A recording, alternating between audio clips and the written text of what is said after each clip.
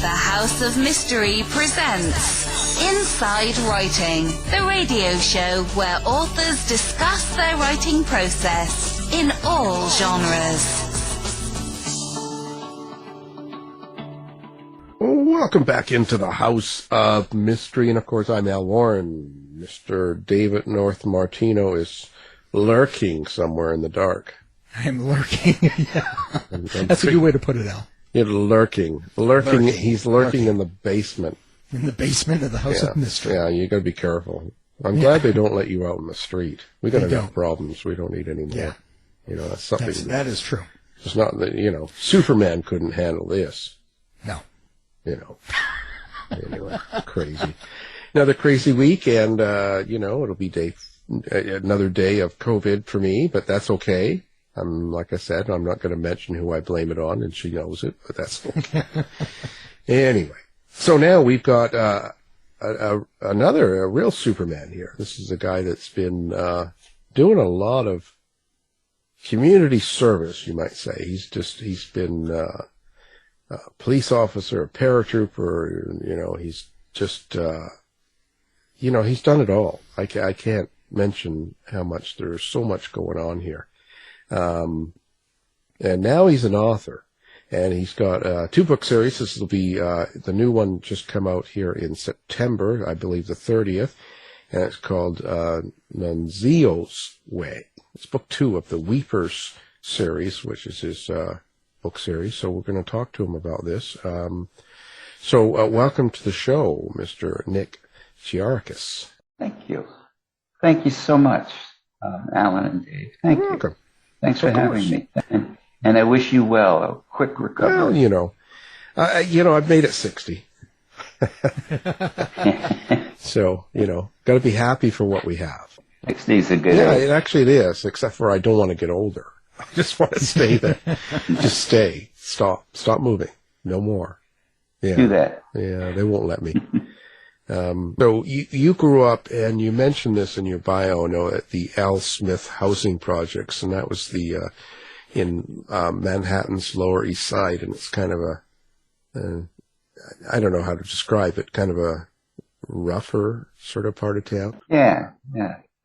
A tough, low-income housing project in an area known as the 5 Points or the Two Bridges neighborhood.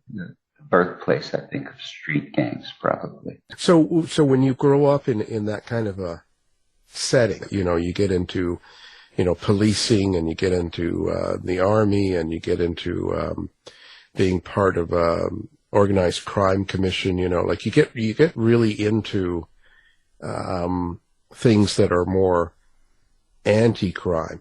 So was that kind of because of growing up in a neighborhood like that, you wanted it to be better, or what's the thing that happens to you when you do that? I wish I had a real Marvel comic book answer to that. But the truth is, you wind up, we kids. I was in a street gang.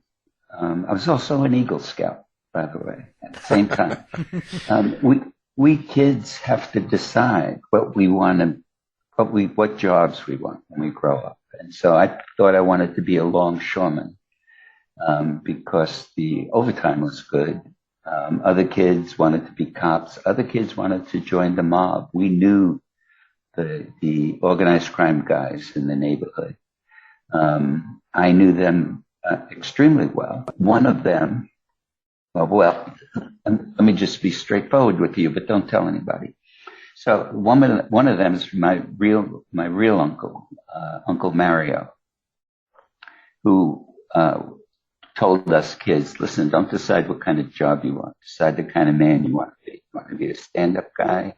You want to be a guy that, if you decide the job you want, you lose it. You got nothing. But if you decide the kind of man you want to be, you'll always have that.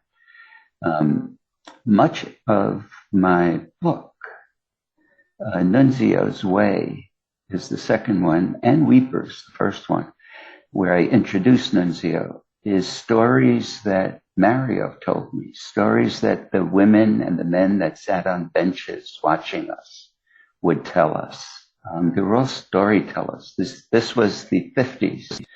And if Chico's mother saw me doing something and said, Nikki, stop doing that or I'll tell your mother, I'd stop. And things got, the police were never called. The police never came in to the projects. And if things got really bad, I would go to Uncle Mario. Tell you a funny story. When I was writing Weepers, first book, I said to Mario, I'm going to put you in here. Because I want to use, and I'll use your name. And he said, don't use my name. I don't want you to use my name. I get enough publicity.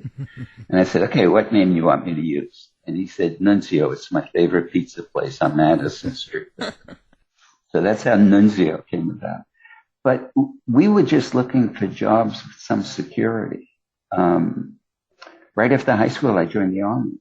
And when I came out of the Army, my father originally was a longshoreman, but then he became a cop, and two of my uncles became New York cops, and another uncle became a fireman. And I took the police test before I got out of the Army, and they accepted me. And it was just uniform to uniform, secure job. I was actually for about 4 months, and I loved the job. I was selling, when I first got out of the Army, I was selling jewelry for Mario Bucciolati's on Fifth Avenue. And it was a wonderful, lovely experience. I was waiting to be called into the academy. And so I became a cop, not really because I wanted to fight crime or I never liked bullies. I wanted to protect people. I was idealistic. But I think the truth is I became a cop because it was a job that I can get as soon as I got out of the Army. I knew how to wear a uniform, and I knew how to march, and I knew how to take orders. Not a great answer, I know, but no, but when you're a kid and you're in a rough part of town and you're part of a gang and an Eagle Scout and stuff, why not take the easier way and get into gang sort of stuff and stealing and making money that way? It's a lot quicker and easier way to make money than actually going into the Army and doing all that work, or even working a job where you're making, you make money and you might like it, but there's not very much money. Like, you could do so much better. I'm just trying to think, what was it, do you think, that made you take the other way and not jump into that world? I didn't like the guys. I mean, I knew them, and I knew what they were like, and I would talk to them. But I didn't like the stuff they did, and I didn't want to hang out with them. I'm sitting, stop me if I go on too long, please. But it's the mid-50s. I'm probably 12 years old. I'm 11 years old maybe, because I was working at a grocery store. And I'm sitting on a bench in this cement playground in the projects. Actually, I'm sitting on the top of the bench with my feet on the bottom where people sit, because I was cool, with high-top PF canvas sneakers, and reading a Little Lulu comic. And a kid named Sylvester Riley, 16 years old, tough kid, comes up to me and says, let me hold your comic book. And I said, I put up a fight, otherwise I'm a punk. And he took away the comic book and pushed me over the back of the bench into these brittle bushes. I looked around, nobody saw anything, so that was cool. I dusted myself off, went up to my apartment, and my sweet Italian mother was there and said to me, I wish you could see my hands as I imitate her, and said to me, but Nikki, where's your comic book? And I said, oh, I must have. And she said, Statagiccia drool, which I think means shut your mouth. Cucumber in Italian. I saw Sylvester take your comic book. She grabbed me by the arm and we walked over to Sylvester's building. Not great news for me, but I figure Sylvester will be out someplace reading a comic book. And we get there, and my mother knocks on the door, and Sylvester's mother answers the door, and my mother says, Stella, your son took my son's comic book. And Stella looks over her shoulder and says, Sylvester, give Nicky back his comic book. Now, one of the things I liked about that is she didn't give him the opportunity to lie. She didn't say, did you take? And he just walked up and handed me the comic book and looked at me like tomorrow was going to be a bad day for little Mickey. And I looked at him, trying to say with my eyes, I didn't say anything. She saw it. The thing about that stayed with me was that we didn't call the police. Sylvester wasn't arrested. The mothers handled it.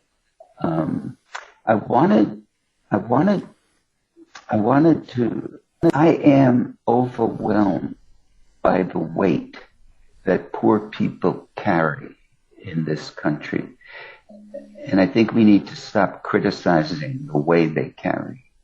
And in some ways, what motivated me was both to write this book about that time, but to tell the truth. And the only way I thought of to tell the real truth was through fiction. I've written law books and other books that are nonfiction. What the family did, what the neighborhood would do, how it would hold everything together, unless things got really bad. And then I would go to Uncle Lindsay. But other than that, it was a community that kind of took care of everything that was going on. So these guys, like Sylvester Riley, these guys that would take the lunch money, these guys were the ones that grew up and became part of the mob, different mobs. I didn't like them. I wanted to protect the kids that were having their money taken away from them. And basically, we formed a gang just so that we each could protect each other. You know, it wasn't, we wanted to be tough guys. We wanted to sit in the park reading comic books with 5 or 6 guys instead of just one. So it would be an easier way, and I had an in, and I didn't want it. I didn't want to become one of these guys. Well, you know, I'm wondering, you mentioned that you weren't sure exactly what your mother said, and hearing that reminded me of my dad, because my grandparents they spoke Italian in the house, but they would never teach the children because they wanted to be able to speak amongst themselves without the kids knowing what they were saying. And I was wondering if you had a similar experience. You know, I did. My father's Greek. My mother was Italian. And it was different. They wanted me to be an American. They didn't want me to speak Greek. A lot of Greek kids went to Greek school. But my grandmother spoke Italian, and I was able to understand her. My father's mother spoke Greek. But it was, they wanted me to be an American and not speak. I'm so sorry they didn't send me to Greek school and Italian school when I was a kid. It would have been wonderful. But yeah, it was basically an Italian neighborhood, Irish, Jewish, Puerto Rican, but not, they call New York a melting pot. It was more like a fruit salad. All different. We were all together, but we didn't, we all had a different taste. I think it was a kind teacher that taught me to read, that told me to read, and it was not liking these bullies and not wanting to be like them. A lot of other kids wanted to be like the bullies, and wanted to join their club and ask kids for money and stuff like that. But we didn't. My gang did. Cherry Street Boys, the Weepers in the book. We weren't going to do that. When you say that the cops were never called, nobody ever went that way. And I know it was kind of it's generational in the sense that you take care of your own and your own community, and everyone's kind of doing that sort of thing. But was there an anti-police sentiment, or was there just people didn't want to ever involve the police for any particular reason, or is it just something, it was just too, it would be too serious to do that? There was, and all of those things, there was somewhat of an anti-police, but I didn't really know that. There was certainly, and there still is, I think, a culture where you stand up to the police. So if they tell you to get off the corner, you might shout some things back. And folks today that say, these kids living in poor areas, they should just simply do what the police say, don't realize that those kids have to live in that neighborhood. And they're more concerned about their reputation in that neighborhood than what the police or middle-class society thinks of them. That would be dangerous. But there was a sense that some cops were on the take. Other cops were tough. Other cops seemed to be honest, and you can count on them. And I'll tell you a story I shouldn't tell. Well, that's the ones we want to know. So I first became a cop, and I was assigned after the academy to the 10th precinct. They send you around to different precincts, and then the 10th precinct is in Manhattan on Chelsea, just above Greenwich Village, a mixed area, tough area. And I just walk a post. I'm just a regular old cop walking a post and hoping to one day get a seat. And a seat means that you get to ride around in a police car with somebody instead of walking a post all by yourself. And Tom Kenny had his partner was injured and left, and he had to find a new partner. And so he would have different people ride in his car with him. And him and I kind of hit it off. I'd ride with him now and then. One day, he took me to a manufacturer in his sector, and he said to me, and he knew I'd like to have the seat with him.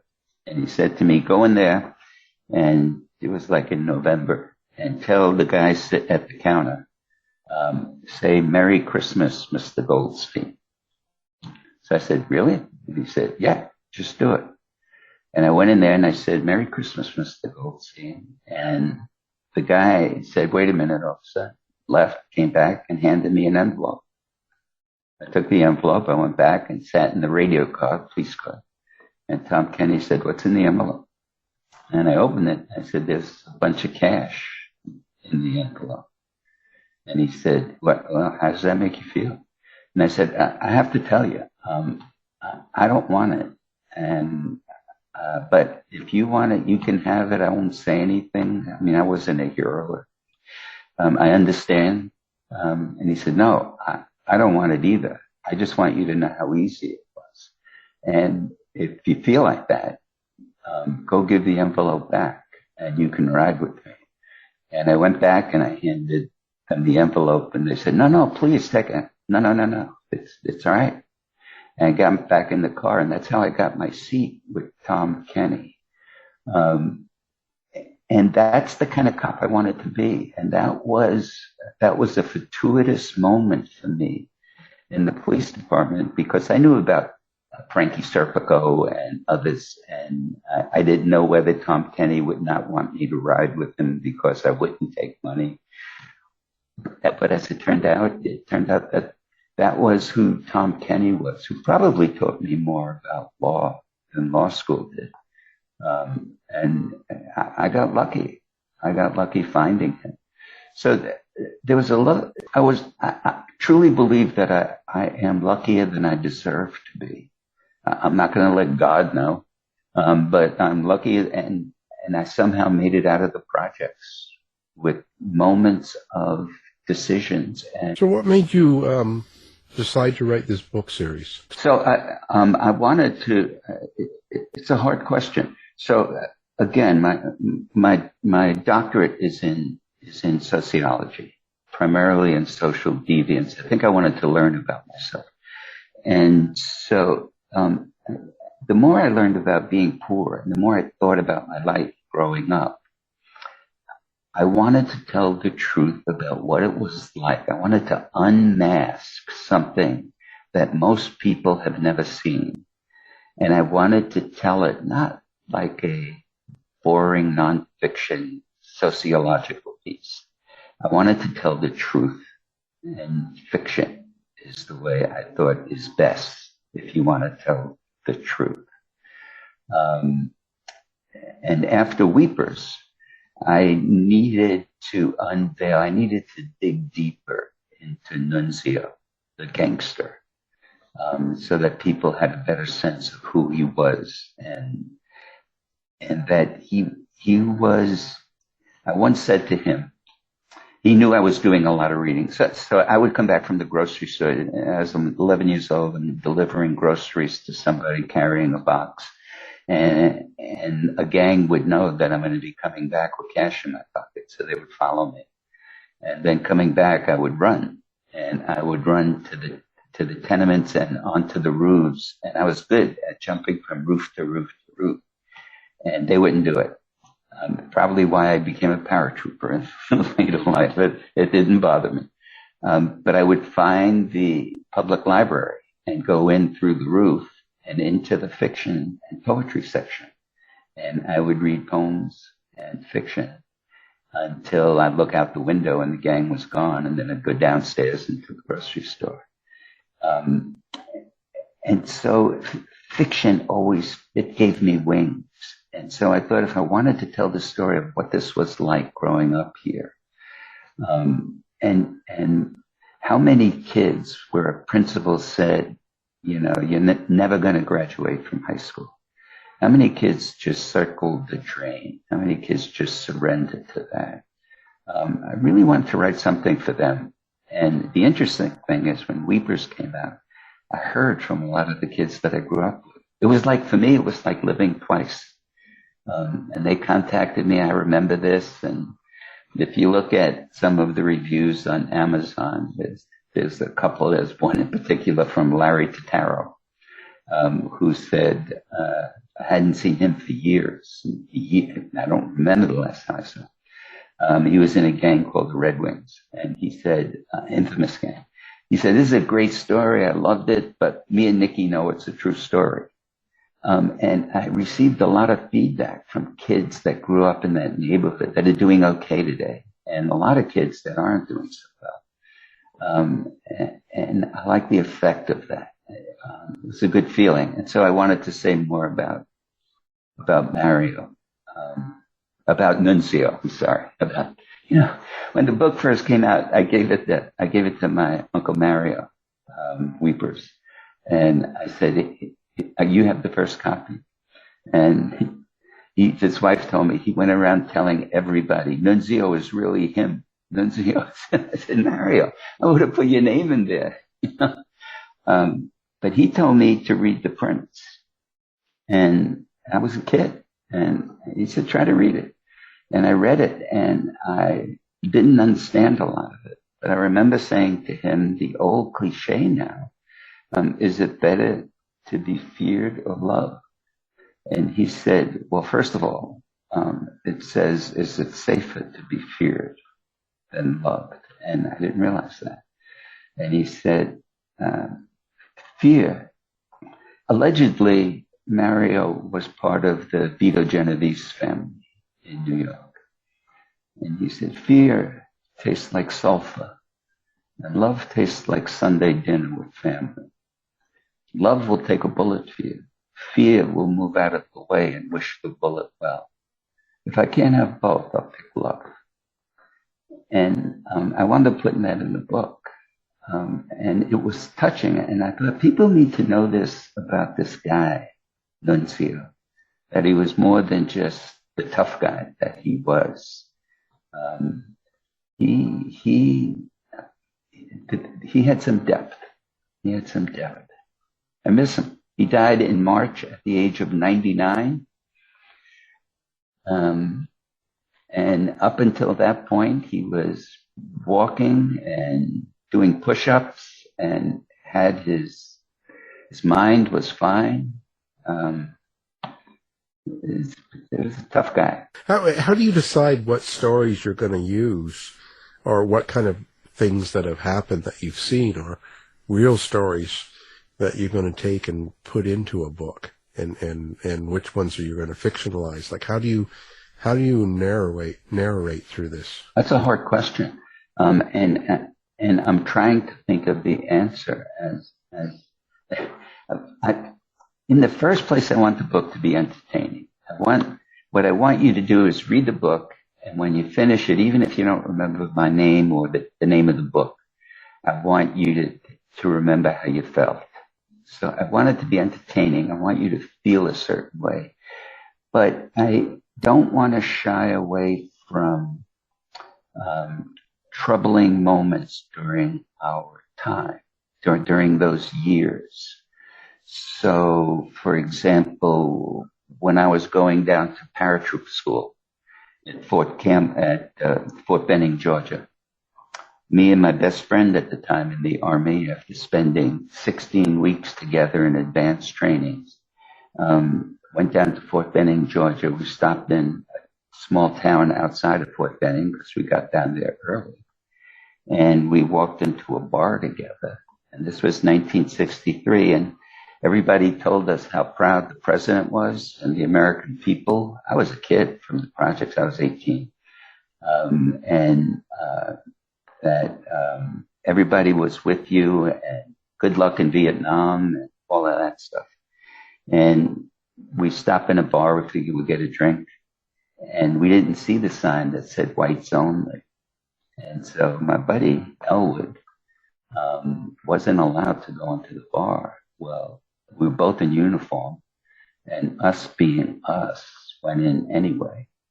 And the sheriff drove us to Fort Benning, Georgia, and dropped us there.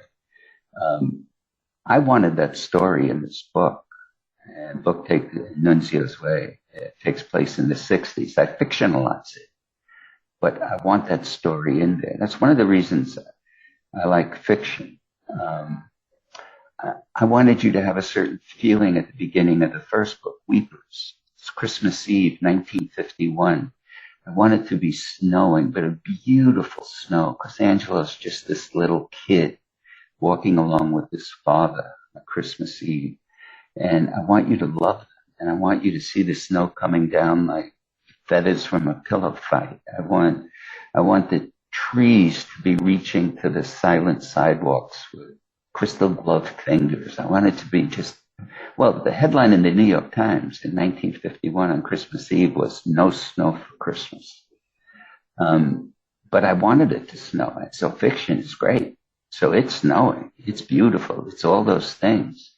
But Angelo says to his father as they're walking, "Papa, I'm glad Nona's newspaper was wrong." And his father says, "Yeah, the New York Times doesn't get it right all the time." And so I wanted to nod to the truth of what was going on. But again, I wanted you to have a certain feeling. So it's usually something to create an emotion. It's not just a story I was told.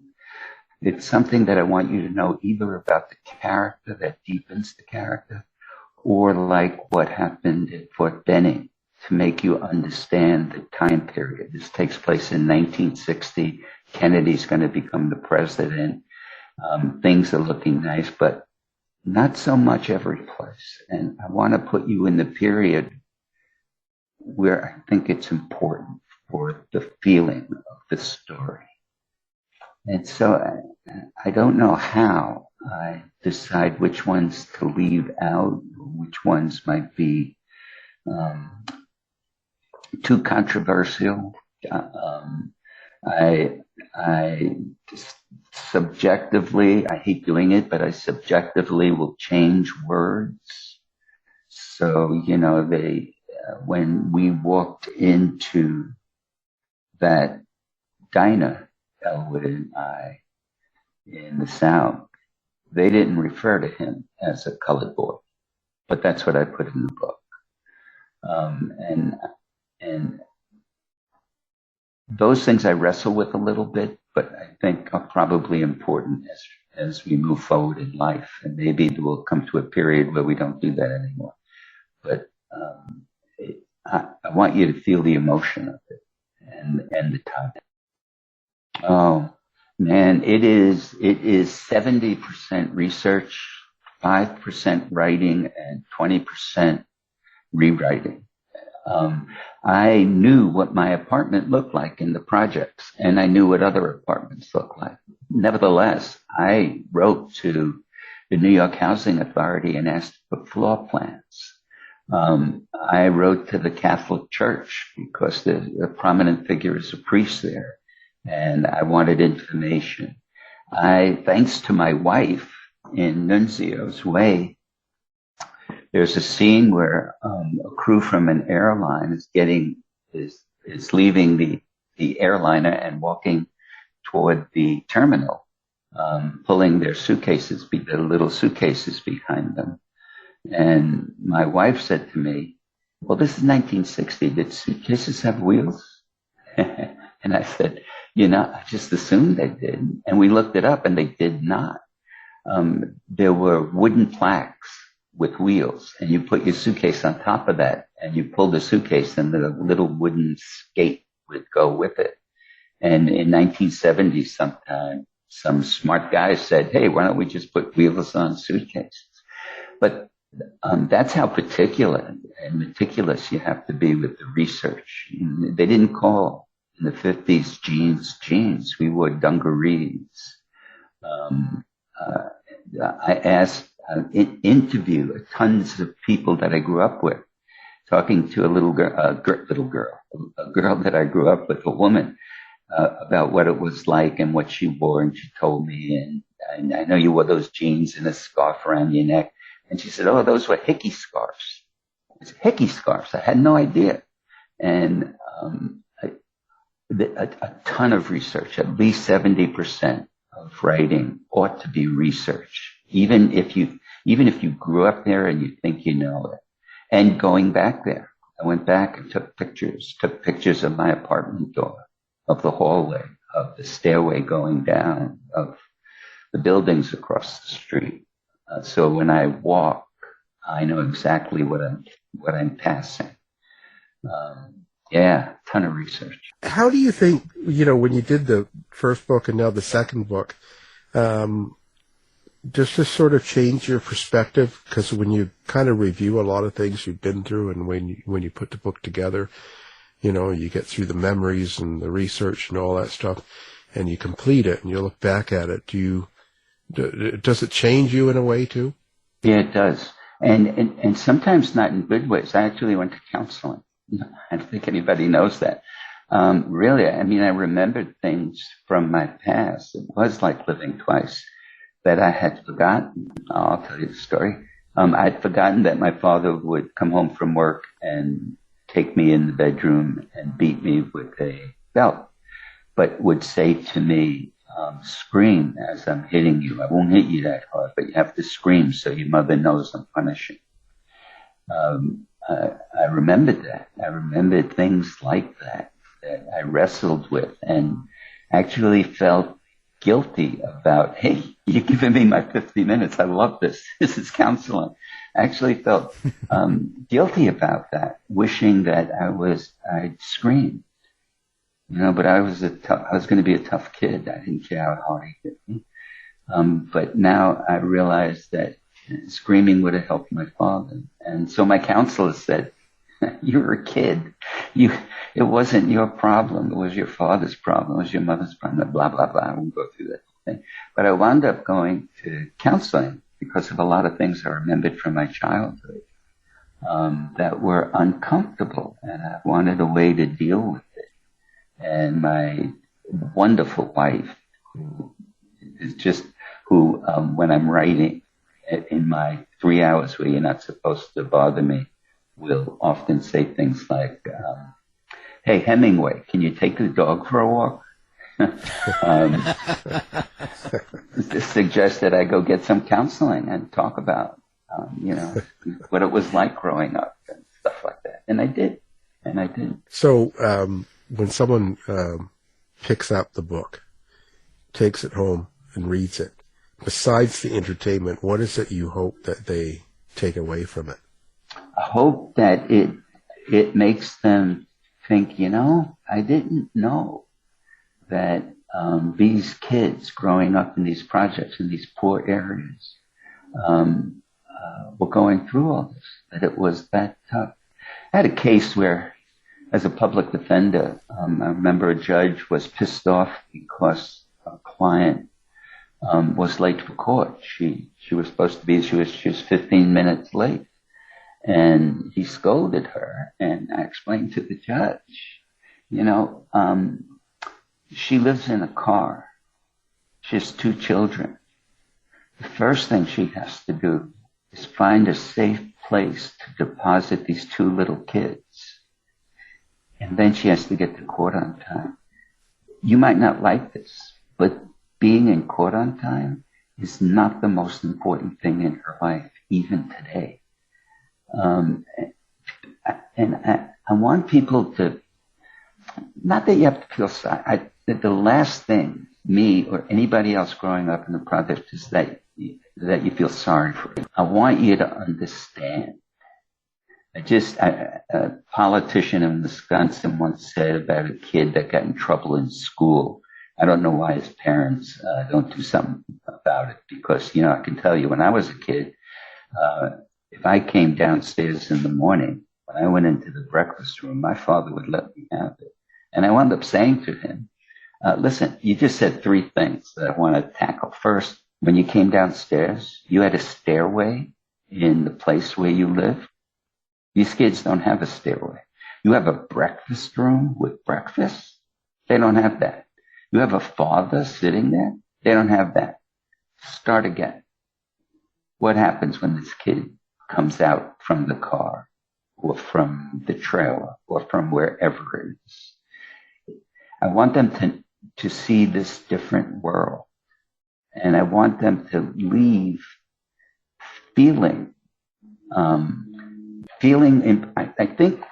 think it's what I said earlier, feeling impressed by the load poor people have to carry, rather than criticizing the way they carry.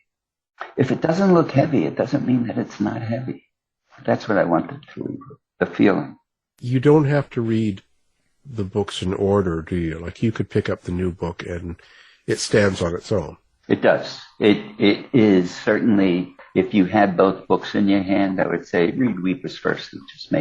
It'll just flow more easily into Nunzio's Way.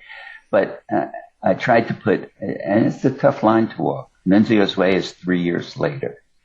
So you have to figure out what all the characters, how they've become, what they're doing, how much backstory from Weepers should I put in so it stands alone, but don't want to put in too much, so if you read Weepers, you're not bored. But yeah, you can read Nunzio's Way by itself. So where do you going to go with this? Do you plan on doing a few more of these, or is this sort of it? I had 4 in mind. So there's a relationship between this kid, Angelo. So if you read both of them, you get a sense that Angelo is starting to become leaning more towards criminality. He's going from that good kid. When I first wrote it, Angelo's name was Nicky, but he couldn't do anything wrong. He was the sweetest kid in the world. And so I had to get rid of that because that was me. So I had to make him Angelo because he needs to be a really flawed character. And you could see you can see him changing. It's one of the things his mother says in the first book. I feel like Angelo is becoming more like the neighborhood. And at the same time, you can see Nunzio, the gangster, softening a little. And at some point by book 4, they're going to meet. And I'm not sure exactly. I like to write myself into corners that I don't know how to get out of, and then try to figure out what's going to happen. I have a sense of the whole story for 4 books, but I don't know exactly what's going to happen with Angelo. I know what I think is going to happen. What kind of writer are you? Are you the person that just can sit and write and put time aside and do it, or do you have to be in a certain mood? No, I'm a fan of Dumbo. I think the feather is inside of you. There's no muse. You have to write. If I'm in a bad mood, I take care of my, more than you want to know. I take care of my sister, who has a 60 IQ. I've always taken care of her, and now she's an adult, and I care for her, and it is stressful. And so there's times when I just can't write. But I try to sit down and scratch out three solid hours where I'm not going to get on YouTube. I'm not going to look at Facebook. I have to write.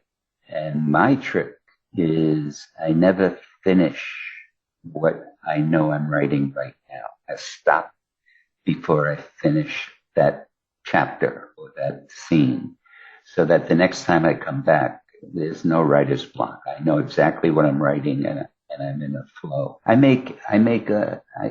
write. I don't write the way you're supposed to. I'll scribble it down by hand on a piece of paper with 4 sheets of paper, the story from beginning to end. So I scribble down 4 books on 4 pages. And so I know there's a story from beginning to end. And then I'll write 3 rough chapters and then write them again and then sleep on them and then walk the dog and think about them. And then 2 days later, I'll think about changing them.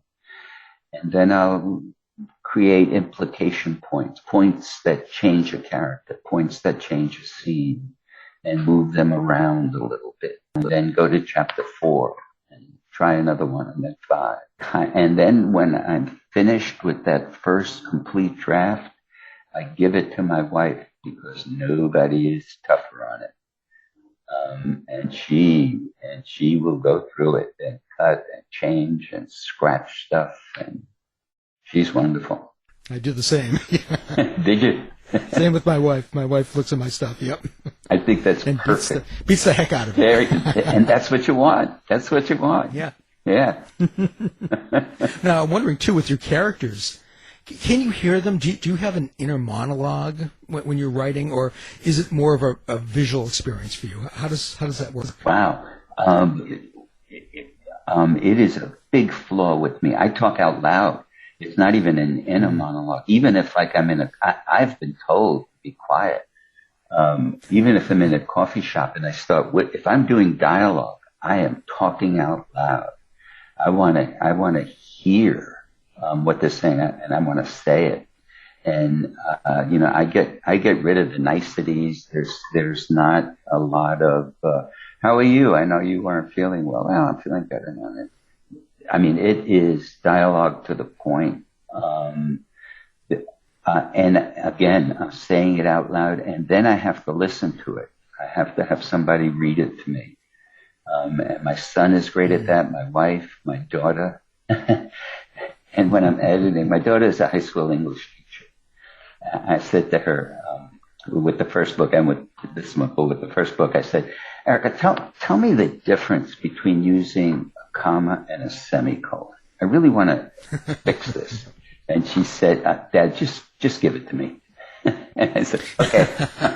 And I just gave it to her. But boy, I need that. I edit for words. I edit for getting in the way of action. Like, for example, Angela's going to be in a knife fight, and he realizes that his knife is at home.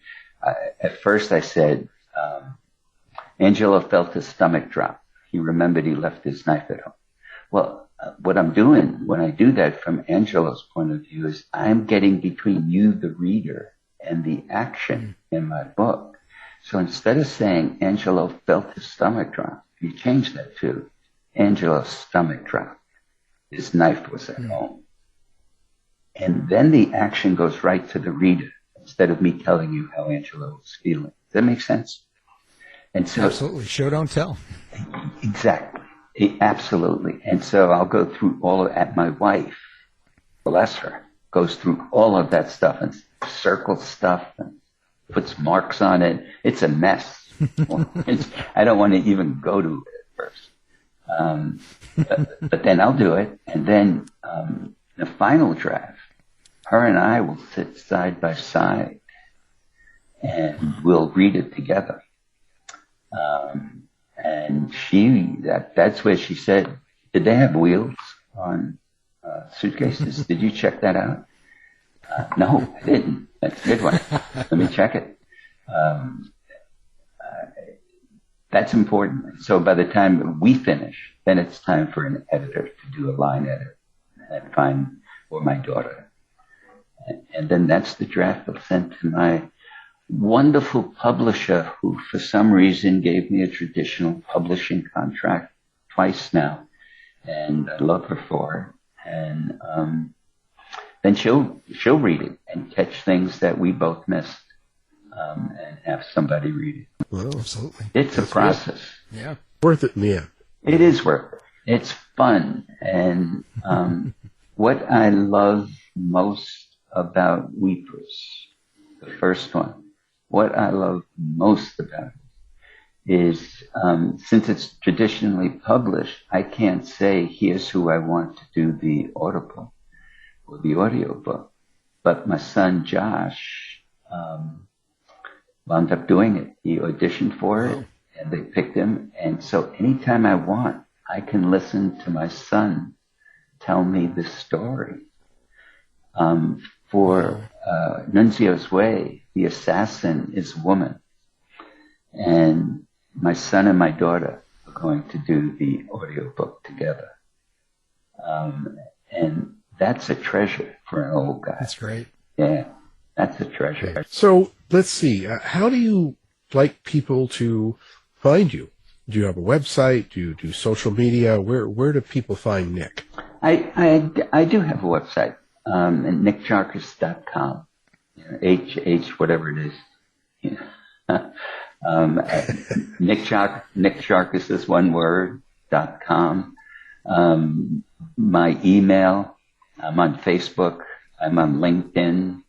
I respond to people. I enjoy book clubs of fun. I went to a book club where they made me an egg cream, which is very New York.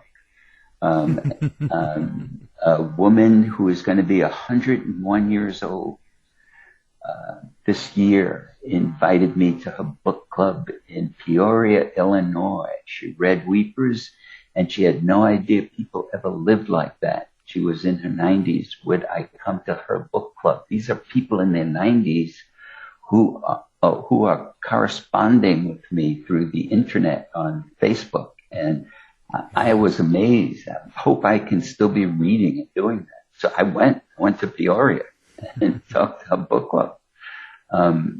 People can find me any place and they can ask me anything. And if I can help young writers, I do it. I think it was a teacher that gave me wings by telling me to read everything and handed me a book on poems, by the way, called Yesterday and Today. Still have it, and told me to read everything. I'll tell you something. When I was in an army hospital, I was injured and recovering. I was reading Catcher in the Rye again, and wound up reading everything by Salinger, and wrote to J.D. Salinger, Cornish, New Hampshire. This is 1963 or 64. And I didn't know if it would get him. It was a fan mail, basically saying, have you written anything other than these things? This is what I've read so far. And if you haven't, would you write something? And he wrote back to me, and I have the letter framed at home.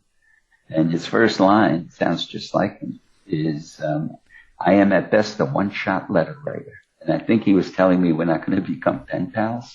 But he wanted to answer my letter and said, I see you're in an army hospital. Something I remember very well. And that made me remember Seymour Glass and the fact that he was in an army hospital. And I like the fact that Salinger weaved truth and real stuff in with his stories, with his fiction. And that was part of my inspiration, just reading Salinger and stuff like that. Well, we'll have your website up for people, so they're listening. They can do one click and find you, and maybe ask you out, do some reading, the Charmer. Well, it's been a real pleasure, and we really appreciate you being on the show. And of course, you got the 2 books out now, and the newest one just came out in September. And the man we're talking to is Nick Jarkis, and thank you for being on the show. Alan, please recover quickly and easily. And Dave, thank you both of you. Thank you very much for having me on. I really appreciate it. Thanks, Nick. You've been listening to the House of Mystery radio show. To find out more about our guests, hosts, or show, go to www.houseofmystery.com. Show's over for now. Was it as good for you as it was for me? Yeah. Good night. This has been a production of Something Weird Media. I'll be back.